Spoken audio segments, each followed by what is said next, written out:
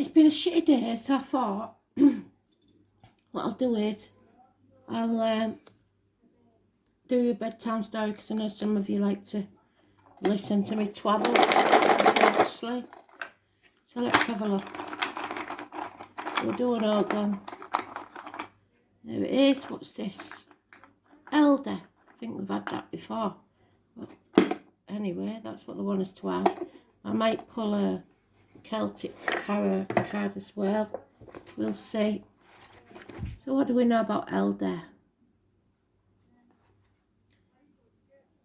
Ruish, or Ruish, it says.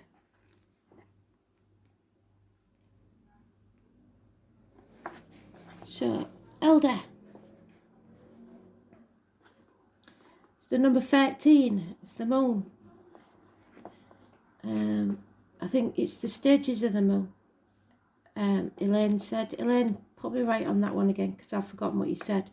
Something about the moon anyway. The place on the hand is the second joint on the ring finger. So it's Leo, which we're still in for now. Next couple of days it'll change. The colour is red, especially redheads, blood red, and dark green malachite. The bird is the rook. The musical note is D, and the planet is Mars. The goddess is Morriga.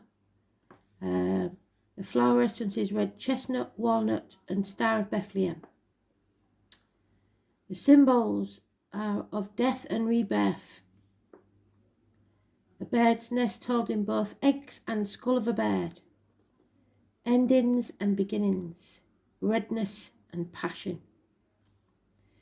The elder tree is a waterside tree that has always been associated with witches. There is an old English superstition that a child placed in an elder cradle will pine away or be pinched black and blue by fairies. In Ireland, elder sticks were said to have been used by witches as magic horses. The flowers and inner bark are famous for their therapeutic quality, but the scent was held to cause death and disease. Folklore has labelled it an unlucky tree, and English folklore states that those who use it to burn bring the devil into the house. Elder's white flowers make elder another aspect of the white goddess. Elder's magical properties attach it to the planet of Venus and the element of water. It is used for exorcism, protection, healing, prosperity, and sleep. Elder was also used in burial rites. Witches and sprites were thought to live within the elder, as it bleeds red sap when it's cut. It is worn to ward off attackers. It can be hung over a doorway to keep out evil, and has powers to release negative energies cast against you. I mean, in England, we used to have witches' jars buried in the stone at the front door or in the lintel above. It's the tree of death and rebirth and was called Ellen, so the name Ellen could be important to you if you're connecting with spirit right now. The witch mother, so the mother energy. By the Scandinavians, animals do not graze by her. The rabbit will not eat her, so look for the rabbit as well. That's 951 plus or minus 12 February to February and the first of the month. Her berries make good wine, and the tree bears fruits well into December. Elder is a sign of evolutionary change, so changes, transitions from one state to another.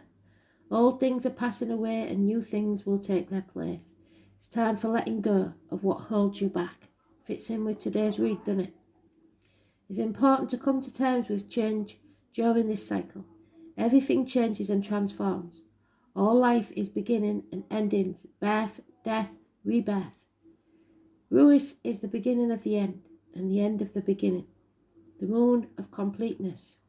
The tree symbolises exorcism, prosperity, banishment, and healing. The personality of the elder tree comes from the elder mother who dwelt in the tree, which was the card today. Do you remember? The godmother.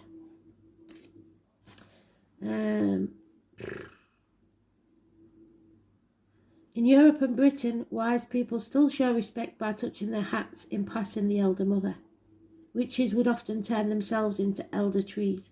One famous witch turned a king and his army to stone.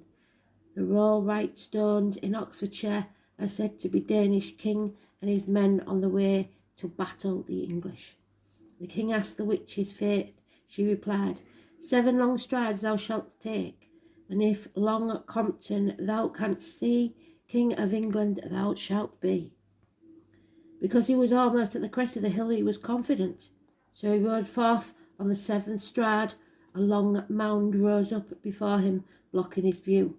The old witch continued, as long as Compton thou canst see, King of England thou shalt not be. Rise up sticks and stand still stones, for King of England thou shalt be none. Thou and thy men hoar stones shall be, and I myself an elder tree. Because when you cast black magic like that, it comes back on you. So she knew she had to have some sacrifice for this spell. In an instant, the Danish king and his men were turned to stone. The warriors loyal to the king became the king's men stone, set in a circle, and those that questioned his authority became the whispering knights huddled together, apart from the others. The king became the stone king, still in shock. The witch resumed their guise as a guardian elder tree. Local customs and traditions around this legend say on Midsummer's Eve, if people sought out the elder tree and danced with elder garlands in their hair at midnight, the stone king would turn his head to watch the dancers. The winter solstice, or Mean Gimich in Gaelic, occurs around December the 21st or the 22nd, so those dates could be important. It is the dark of year and the shortest day. The common elder is a shrub that grows 30 feet in damp areas near the edge of woods close to dwellings. Elders are grown for their black berries, which are used to preserves and wine. There are scars on the leaves which have the shape of a crescent moon. Elder branches have sponge-like pith in their centre, much like the marrow of long bones, and an elder branch stripped of its bark is very bone-like. The red elder is a similar plant which grows in higher elevation, but is typically shorter. Red elder is found in North America and it is cultivated along with other native species, but common elders are seldom seen in cultivation. Elder are members of the honeysuckle family. I am a wave of the sea. On a boundless sea I set adrift. Of the last moon, Emergin sings, I am an ocean wave. This is no longer a breaker crashing against the cliff. This is the wave moving freely in and through the land. This is all part of the mysterious fluid movement of the sea, so we have to go with the flow, which is unpredictable and wild, can carry us away from shore and take us to depths beyond our imaginings. It can be perilous and hostile, but it can also be a source of fertility and growth. Our knowledge of how life began tells us that the very first life forms came from the sea. As such, we honour her as Mother Ocean. There is a reward for those of us who are willing to risk ourselves to a world beneath our consciousness. And that's what they said today, taking ourselves into the deep unknown of the sea.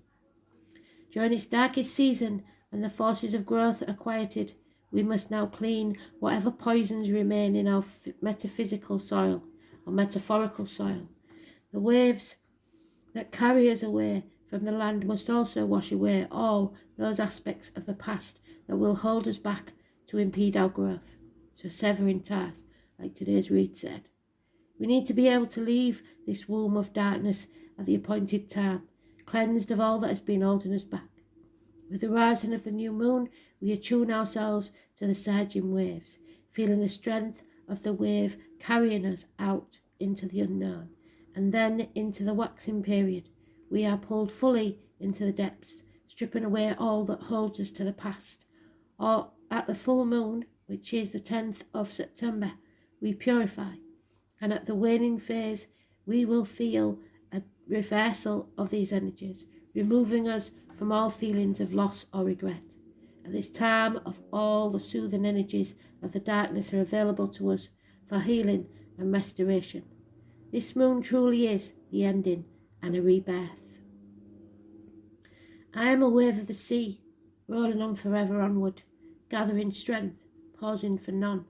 Sunbeam riding on the ocean wave, firefly riding in the sky, Amazon riding on the ocean beach, old moon rising up on everything is beautiful. In the earth and sea and starry sky, old moon fades and young moon grows. Our life will never die. On the earth, in the air, through the fire, by the water, I am flowing, the elder's moon daughter. That poem is by Chris Carroll, so Chris and Carroll could be important. 1979. Malachite is a reflectively soft dark green stone with swirls and stripes of lighter green, and its colour comes from copper, reputed to confer the ability to understand animal languages. It is also valued as a protective stone, revitalising the body and mind. It repels evil spirits, inspires tolerance and flexibility, opens communication and stabilises energy. It is an excellent stone for creating a magical manifestation, strengthening the intuition and for the power of transformation. Malachite acts as a psychic mirror, amplifying the energy one projects into it and drawing one into other worlds in meditation. Rooks and crows. It is no coincidence that the speaker in Rook calls on these birds when seeking knowledge of the present, the future, and the hereafter. All of the crow family, rooks, crows, ravens, magpies, and jays. And we have a crow on the family crest of mother's maiden name. Our associations with the hidden knowledge and foretelling the future, the well-known counting rhyme, applied in different variants to both magpies and crows, is an example of this. 1 for sorrow, 2 for mirth, 3 for a wedding, 4 for a birth, 5 for silver, 6 for death, and 7 for the secrets never to be told. Any more than this would be a family gathering, funeral, etc. The 1 for sorrow does not mean they bring sorrow. The magpie is much maligned for that and has been killed for that. The 1 solitary magpie comes to help you in your sorrow, to mourn with you. As this rhyme makes clear, crows and their kin are augurs, keepers of secrets and mysteries. The Roman author Suetonius recounts the tale of the prophetic crow, a pet of the Emperor Domitian, who could talk but would only say, "All will be well." Crows also became a symbol of hope as well as one of procrastination because of their habit of yelling "crass, crass," meaning tomorrow, tomorrow. So tomorrow could be important, and it was mentioned in the read. The crow family is also associated with death, both because of their black feathers and their habit of feeding on carrion. Ravens and crows alike were considered to be incarnations of the Valkyrie, Norse warrior goddesses that roamed the battlefield, searching for the souls of the dead.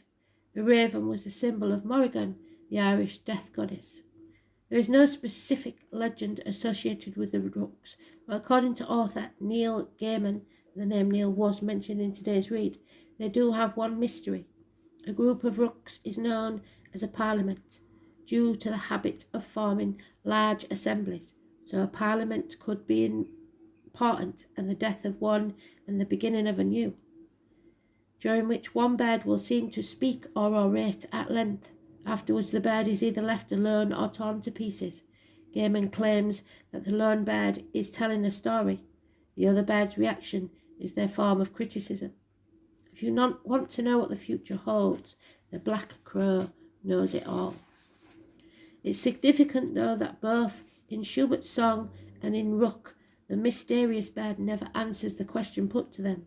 They choose to keep their secret, just like the high priestess. The most abundant Eurasian bird of the crow family is the corvidae. It resembles the carrion crow in size, about 45 centimetres or 18 inches, with black coloration, but the adult rook usually has shaggy, thigh feathers, and has bare white skin at the base of its sharp bill. The species ranges from England to Iran and Manchuria and is migratory. Rooks nest in large colonies, rookeries, in tall trees, and we call the castle in the game of chess the rook, do we not? And we had the tower falling, or not falling because somebody's trying to keep the peace in today's read. Sometimes within towns, their nests are solidly constructed of twigs and soil and are used year after year. The birds lay 3 to 5 light greenish, heavily speckled eggs, and the young are able to fly about a month after birth. Rooks dig for larvae and worms in meadows and ploughed fields, and may pull up grain and seedlings and young potato plants. Some types of instinctive behaviour, while showing a rigid core of fixed action pattern, are still modifiable by conditioning and other learning. A good example is provided by the nest-building behaviour of many birds. After the breeding female has chosen a nest site, she finds a deposit, sticks, twigs or pieces of grass there. A rook, standing on a potential nest locality with twigs held in its beak, performs a downward and sideward sweeping movement that brings the material into contact with the ledge or the branch on which the nest is to be built. The moment the twig or branch carried by the bird meets resistance, the sideways movement becomes more vigorous and merge into a series of quick trembling thrusts, called tremble shoving. When the twig is in position that offers even more resistance, the effort becomes more intense until the twig wedges fast. So, effort needs to be put in. After this consummatory achievement, the bird apparently loses interest. So, that was another thing, wasn't it? Unfinished business in the activities. This bird has mixed reputation. Their nests are associated with the approach of summer, which, if seen high in the treetops, indicates fine weather, and low being wet and cold. Should the rook suddenly leave the area, it indicates that someone in the area is about to die, and that no heir will be born into the family. In many European countries, the rook is considered to bring good luck. To see a number of rooks perching together indicates the storm is on its way. The Morrigo, Hail Morrigo, Evo Macha, Echo Bad, Ka. Triple imaged Morrigan, triple named Morrigan, Mighty Queen, Badba, and Macha. It was you who protected the Tuatha de Danann by a cover of fog and rain. So they're telling us about the weather that's coming, I think, and cloud, so that people of Danu could land safely upon the coast of Ireland. You are 3 parts in one. You are the 3 phases of the silver moon, waxing, full, and waning. So again, the high priestess, the rare symbols.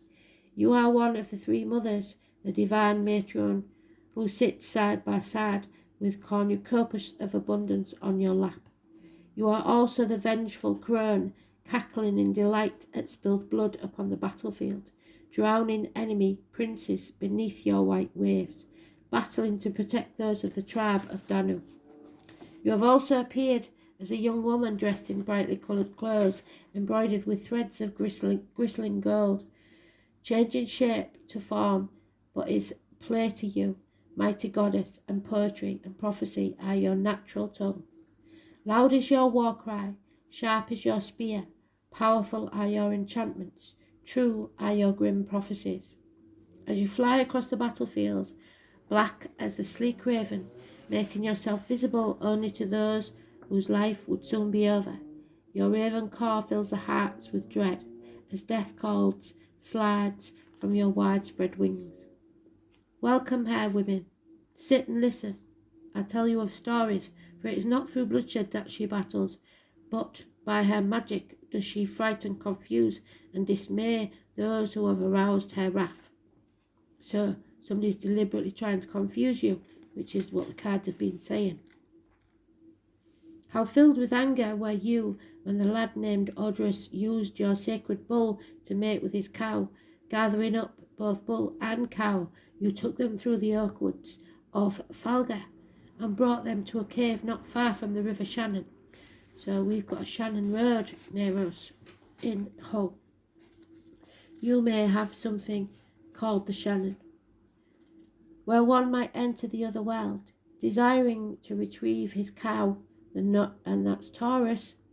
Odrus followed as fast as his legs would move, but the fleet-footed Morrigan, even with the burden of the bull and pregnant cow, you soon outdistanced the exhausted fellow, arriving at the cave while Odrus was still far behind.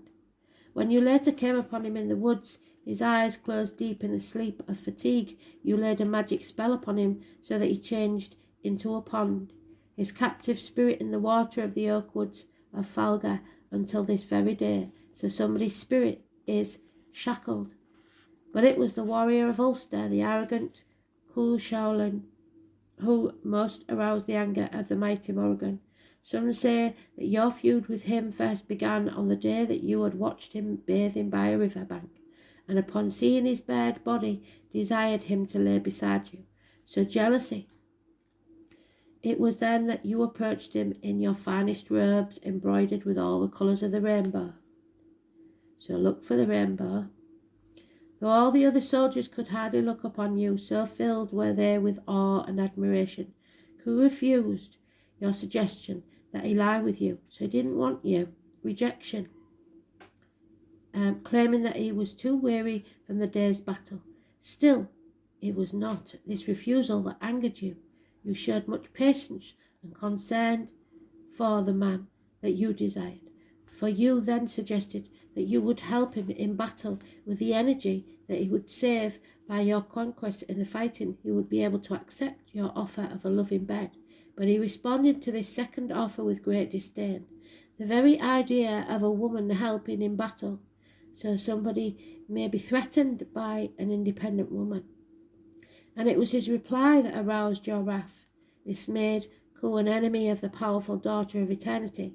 Sitting alone in naked puzzlement, he saw another wagon approach, this one drawn by a single bright red horse that was walking upon 3 legs. So again the colour red. The 3 legs is the patience, and the horse is 1966 plus or minus 12 February to February. Alongside the horse walked a footman, a forked wand of hazel in his hand, so a dowsing for water or some other energy. And upon the high seat of the wagon sat a woman whose hair and thick brows were the colour of brilliant flames. So again the redhead. Your long cloak of blood colour spread about you, as if you sat upon a throne. Ever more puzzled and confused, he asked your name and purpose, but he found that the riddles that he received as answers were far beyond his ken, as he added questions to his questions. The riddles grew in sarcasm, so somebody is deliberately trying to confuse someone with their conversation. And his confusion became frustration, just as he realised what a fool he must seem, sitting naked and unarmed in his own wagon, puzzled by words of his own language, holding the reins but ignorant of his intended destination. All then disappeared except the woman, who suddenly became a great black bird, cawing in laughter at his plight, as your wings slid off into the morning air. But you were not satisfied to have shown the man a fool. No, so somebody seeking revenge. When next the warrior fought upon the battlefield, you gathered 50 white heifers and linked them together with a perfect silver chain. You took the form of a heifer without horns, thus leading the herd across the field and waters until the confusion they had caused among the troops gave the advantage to the enemy. So somebody is deliberately trying to cause you harm. You then made yourself into a long black eel and twisted about the arms and legs of Cu so that he was unable to move in the waters. So it looks and sounds like somebody is trying to trap someone because they felt rejected. Just as he was almost able to pull the eel from his body, he became a sharp-toothed wolf. So the wolf, we know, is what sign? Let's have a look. Capricorn, is it not? Yes, it's Capricorn, which we had.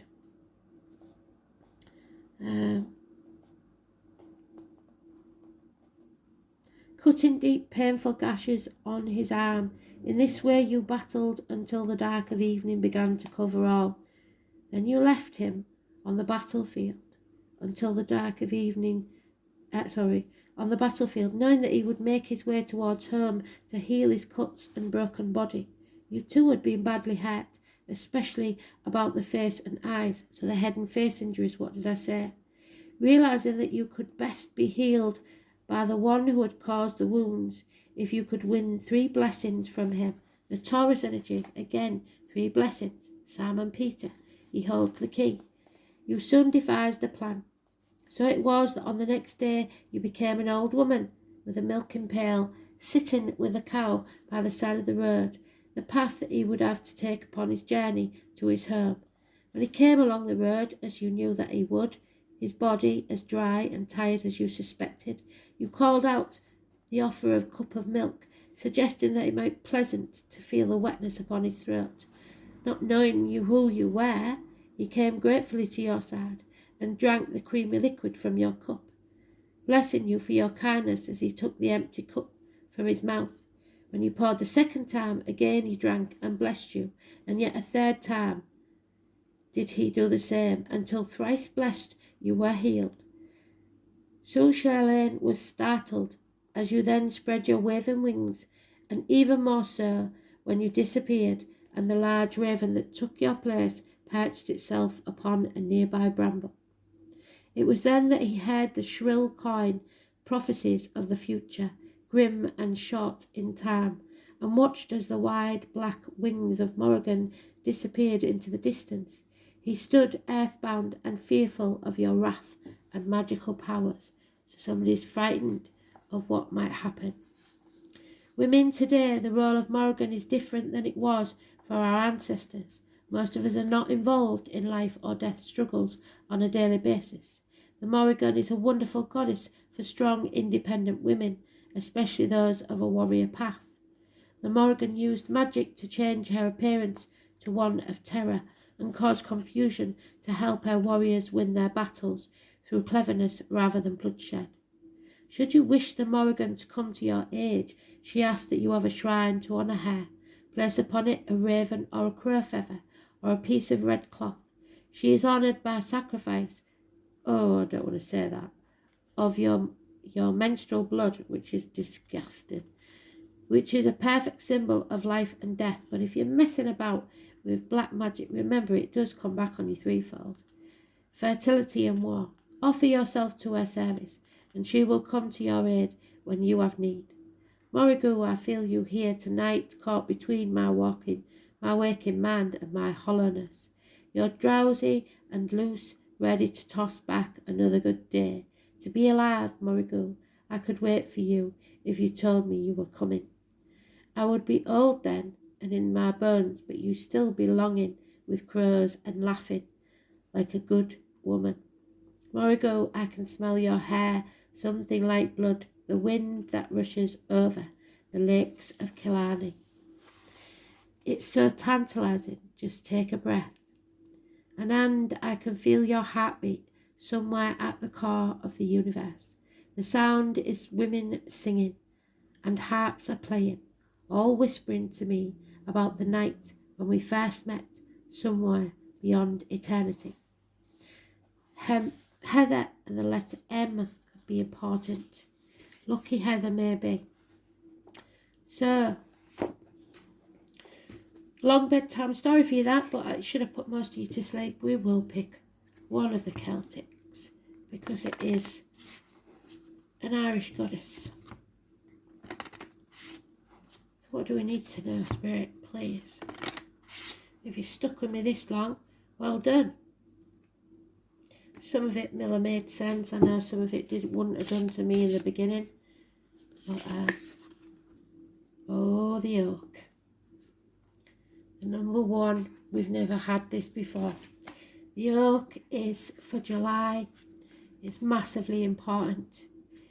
From little acorns great oaks grow. It's the doorway. It's strength for your journey. The oak leaf, the acorn, the Celtic Ogham, der or duer, the door. The Celtic knot in the background is called the Dara knot. The knot is said to represent the root system of the mighty oak and symbolises strength, endurance and wisdom. The Ogham writing around the circle reads, "Enter the world of the fairy." The mighty oak, the gateway to the other worlds. It is known as the doorway, the threshold between the worlds and also the guardians between the worlds. The oak door is often used to access fairy or to journey to other worlds. Do not take this lightly. So the warning you again, don't mess with black magic, as the oak energy is very powerful. You must always walk this path with a pure heart and intent, so no revenge is to be taken by you. Fate will take a hand in that. Karma will take a hand in that. You must always walk this path with pure heart and intent. If you don't, you simply won't be given access through. Spirit can see into the heart of your soul. There is no escaping or trying to be something you are not. Whenever you are in need of strength and stability, call on the oak. Are you taking on too much and struggling on regardless? It may be a time where you need to realise your limits and be gentle with yourself. The oak is about endurance, but you have to look at what cost.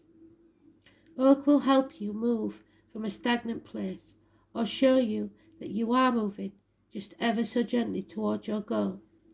Just as the acorn slowly becomes a tree and continues to grow at a slow and steady pace, the acorn energy is also great to call on for fertility of any kind, especially new ideas or projects.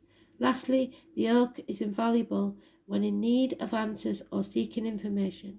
Remember its connection to the ancestors and call upon the collective wisdom to guide you when you are lost or in need of clarity. Oak will help you sift through the overwhelming amount of knowledge available to us at this time and give you exactly what you need at the right time. So watch out for the synchronicities. In other words, birds, insects, animals, numbers. There's no such thing as a coincidence when spirit's concerned. Angel Numbers by Joanne, if you see numbers recurring, or you're waking up at the same time every day. Numbers on a clock. Pennies from heaven, white feathers. Animals, insects, birds. Look them up as your animal totem. See what they mean. Find out all you can. There is always messages. If something happens by coincidence, even if you don't want an invitation that comes out by chance, take it. It may be not the event that you get asked to go to that's important, but the people you meet there and the domino effect, what I call the domino effect, because that's what spirit does. They will put things in your path that you do not expect. Always you should take notice of those coincidences and follow up on them. It will never steer you wrong. If you see white feathers when you go into an interview, know that it's going to be lucky. And if you don't get the job, it's because spirit was watching over you and that job was not meant for you.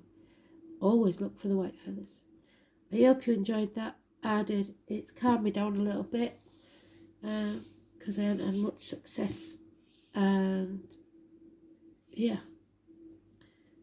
So, good night, sweet dreams, sleep well.